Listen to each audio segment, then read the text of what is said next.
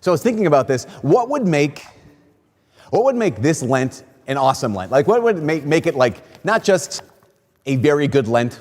It would make it a great Lent. What would make this Matthew Kelly has the best Lent ever. What would make this Lent the best Lent ever? Like, what would have to accomplish? What would have to be true at the end of this time for it actually to be a Lent that, we'll say it like this, a Lent that was unprecedented?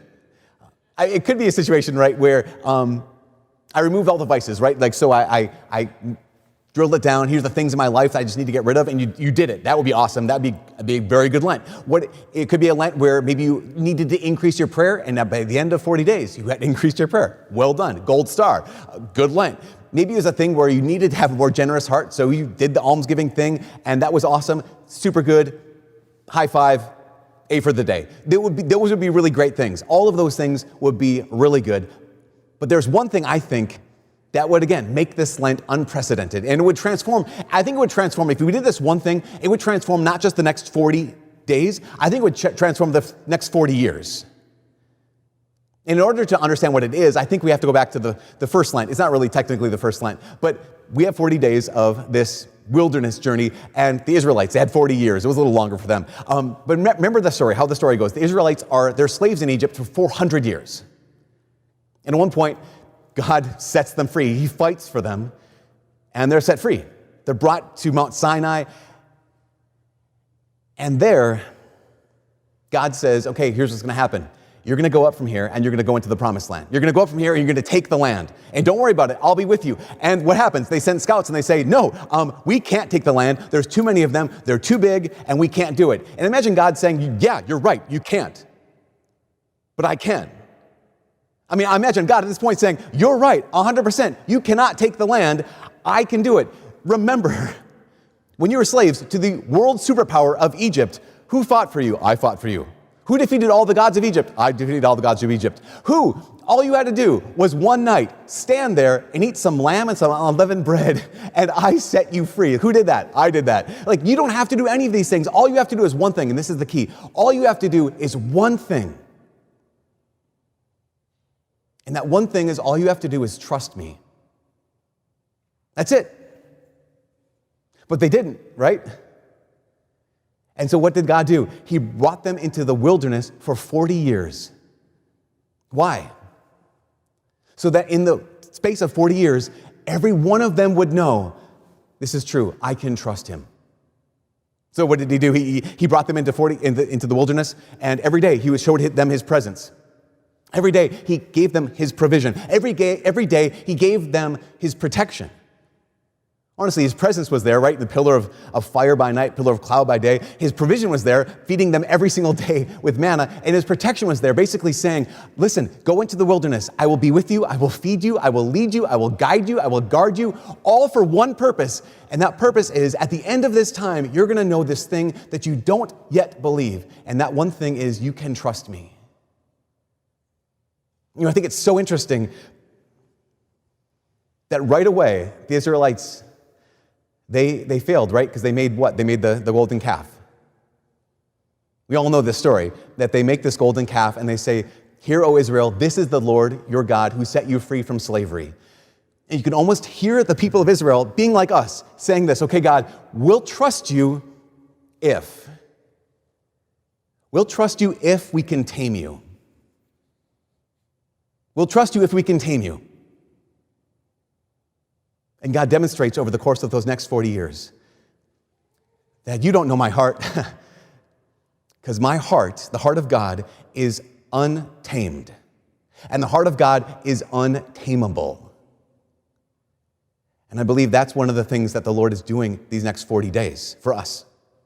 These next 40 days of prayer and fasting and almsgiving. What's the point of those things? Prayer, I'm going to spend more time with God. That way I get to know his heart. His heart, that's what? His heart that is untamed and untamable. I'm going to spend the next 40 days doing what? Fasting, meaning I'm going to empty myself of the crutches that I keep using every single day, knowing why? Knowing that what? That even if I don't have the crutch, I have him, and I can trust in the untamed and untamable heart of God. And I'm going to give alms. Why? Because so that I have an untamed and untamable heart just like God. That's the reason for prayer and fasting and almsgiving, is to know his untamable heart to trust in his untamable heart and to have an untamable heart just like him. And because of this, that's what we're doing for the next 40 days here. You know, we started this series on Ash Wednesday, and the series is called To the Heart. And the first thing that we're going to be doing right now tonight is, if this series is going to get to the heart of Lent, then we have to get to the great wound of our hearts. And the great wound of our hearts, every single one of us, is that we will only trust God if we can tame him. And we even go back to the very beginning of the whole story in Genesis. Here's Adam and Eve. God puts them in the garden. They have whole hearts. They trust him with their whole heart. And what happens in Genesis chapter 3, the serpent comes into the garden. And the serpent comes up to the woman, and what does he say? He doesn't say, hey, do you believe in God? He doesn't say, hey, does God really exist? He comes up to the woman, and he basically says, can you trust him? She says, of course. I mean, he's given us all this stuff. Yeah. But really, can you trust him? Because you know you don't control him, right? This is essentially what the serpent is saying. You know that you don't control this God, right? She's like, yeah, he's untamed, he's untamable. You can't trust a God who can't be tamed. You can't trust a God who can't be controlled. And in that, here's Adam and here's Eve, and they sin. And then the Catechism describes it like this. It says, in doing this, we let our trust in our Creator die in our hearts. From that moment on, the Catechism says, from that moment on, every subsequent sin that you and I do is a result of disobedience and a lack of trust in his goodness. Because we think, how could God possibly be good if he can't be tamed?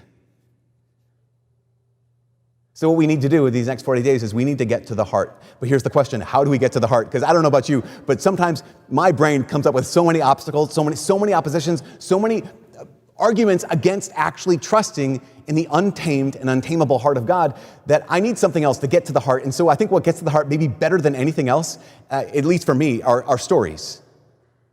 I think stories have such a good way of getting around all my objections, all my obstacles, all my resistance, and it just gets right to the heart. And so I was thinking about one of my favorite storytellers. His name is C.S. Lewis. Some of you know, you all know who C.S. Who am I kidding? You all know who C.S. Lewis is. And at one point, you know, Lewis, he wrote the books, The Chronicles of Narnia. He wrote them actually for his goddaughter, Lucy. And he started writing these books, and actually in one of the forewords he says, Lucy, I started writing these books for you. It turns out you are growing faster than I can write these stories. And by the time I'm done, you will have outgrown them. He says, but I hope the day will come when you have grown enough to be able to enjoy them again. Again, because there's something about these stories that just can get to our hearts. And so what's the story? Here's the little overview, my book report of The Lion, the Witch, and the Wardrobe. Here's these 4 siblings, 2 boys, 2 girls. One of them is Lucy. And they go through the wardrobe. You guys know this already. They go through the wardrobe, and they enter into a land that is just encased with snow and ice, and it's perpetual winter, perpetual death. It's called northern Minnesota. It's called Narnia. And it's been enslaved this way. It's been kept this way by the White Witch. Now, there is the king of Narnia. There's the king who basically sang it into being, and his name is Aslan. At one point, one of the brothers, his name is Edmund, he betrays his siblings and he betrays Aslan. And because of that, he deserves to die. He's actually, the White Witch says, I have a claim over him because of what he's done. And Aslan, he takes it upon himself. Aslan in Narnia is he's this great lion. And Aslan, what's he do? He hands himself over to the White Witch. And he humbles himself and he lets her humiliate him. He lets her torture him. He lets her kill him. And in doing so, he breaks her curse. He breaks the spell on all of Narnia and, of course, over these children. You know, one of the most powerful lines, for me at least, in that book series is where Aslan's telling the children they have to go back home. They have to go back to their normal lives, and one of the kids asks, but will we find you there? Like asking him, Aslan, are you there? And he says, I am. But there, I have another name. And you must learn to know me by that name. This was the very reason you were brought to Narnia, that by knowing me here, for a little, you may know me better there. And it's that kind of story that gets to the heart and reveals to us who Jesus is. Because it gets around our obstacles, it gets around our objections, it gets around the idea that, like, in order to be able to trust God, I have to tame him. And we realize, wait a second, here is God who is untamable. In fact, that's what Mr. Tumnus says about Aslan. He says, Aslan, he is wild, he is not a tame lion. But he's one that we have to learn how to trust.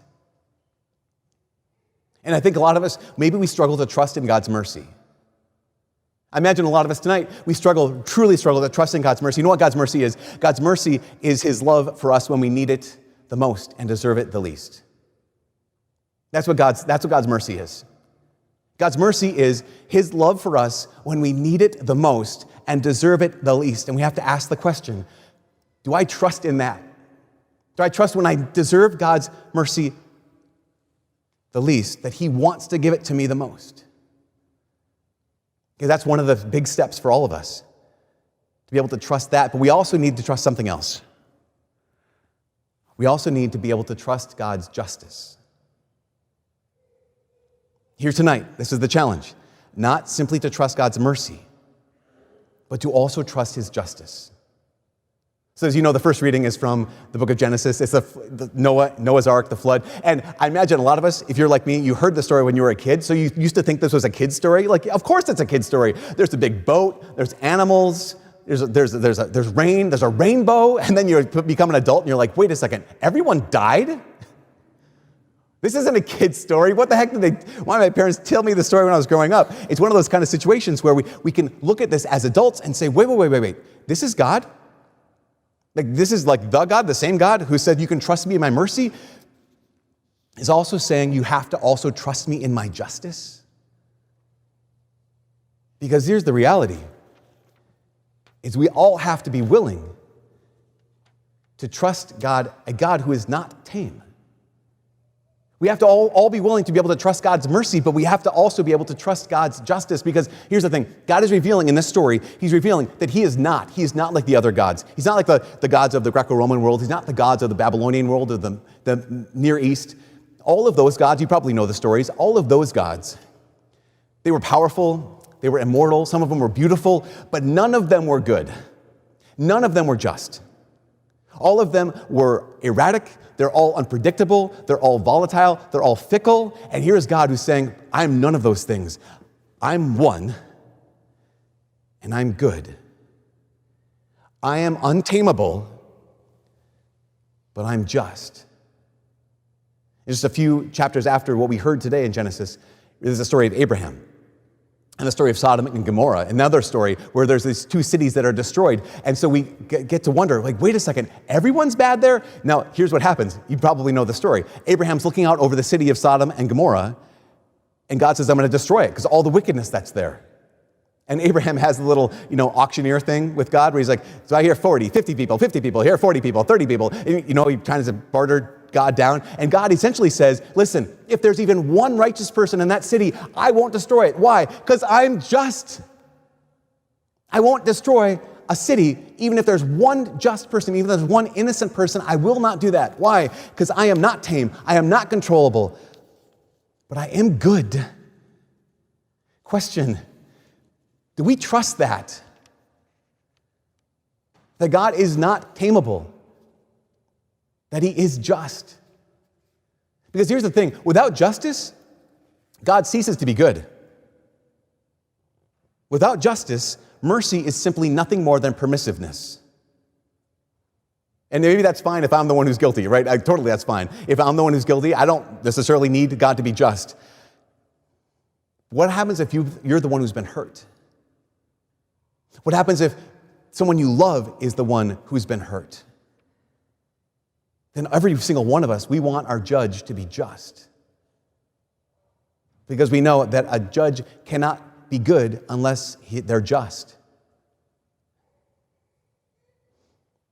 And I know that one of the things happens is we look at the story, the Noah story, and maybe we think, well, maybe they needed more time. Like maybe God could have just given them more time. If they had a little more time, maybe they could have repented, maybe they could have come back to the Lord. Here's the truth. If more time would have helped them, God would have given them more time. This is the truth for everyone in our lives. When it comes to coming back to the Lord, when it comes to giving him our heart once again, if giving more time would have helped, God would always give more time. How do I know this? I know this because of 2 Peter. 2 Peter very clearly says this. People are complaining because it's taking Jesus so long to come back. This is the first century. What about the 21st century? So they're complaining that Jesus is taking so long to come back. And Peter says, the Lord does not delay in his promise, as some consider delay, but he's patient with you, not wishing that any should perish, but that all should come to repentance. The reason why we're still alive, the reason why this world is still spinning right now and God hasn't returned is because he's giving us time. Why? Because he's just. Because he's good. If more time would help, he'll give us more time. If going further, if doing more would help, God would go more. You realize this, there's no lengths to which God won't go. That's what 1 Peter highlights. I mean, even the gospel highlights this. I don't know if you've noticed, Jesus gets baptized at the Jordan River, which is just north of the Dead Sea. If you know anything about topography, you will know that the Dead Sea is the single lowest spot on the face of the earth. You can't get any lower than the Dead Sea. It's a lot below sea level. What is Jesus saying when he goes there to begin this ministry? He's saying, I will go as far down as possible, as far down as it takes to get you. And what happens in 1 Peter today, the second reading, it said that Jesus, when he died for us, he actually even went to hell. He went to the abode of the dead, and to do what? To preach to the souls in prison there. Basically, the early church said to bring them back, to bring anyone who had not had a chance to say yes to him, to bring them with him. You guys, we have to realize this. In God's untamableness, in his uncontrollableness, God, there is no limit to the depth that he won't go just to get us. We need his heart to be untamed and untamable. But even further, we need to trust that heart. I know this, I can say all this. And to the heart that doesn't trust,